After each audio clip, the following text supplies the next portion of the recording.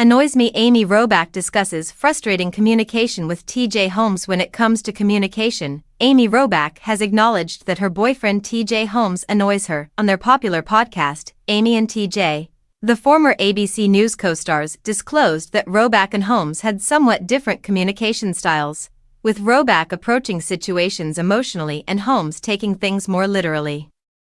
Robach also acknowledged that it would cause some annoyance. She told Holmes that it annoys me because I feel like you are doing it on purpose when he took her comments literally and failed to take into account what she could have omitted. When Holmes said that the two, who started their podcast in December 2023, approached communication in relationships very differently, Robach concurred.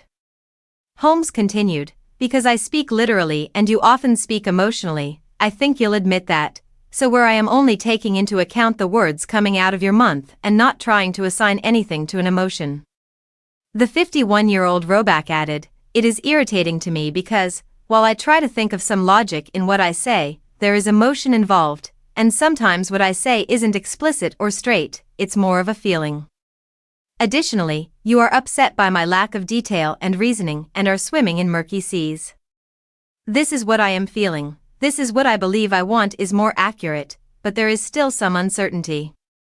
I can't read beneath the lines, you say." Holmes chuckled and said, "Well, that last part is where I get in trouble," claiming Robach would hold him responsible for failing to read between the lines. "I should have pieced it together, and that's where I am like, really?" He laughed. His spouse acknowledged that's true, stating, "And when you take it literally and don't give it the depth or the context that I am sharing with you, that annoys me because I feel like you are doing it on purpose, like you are almost holding it over my head. Like, well, if you had meant to say that, that's what you should have said."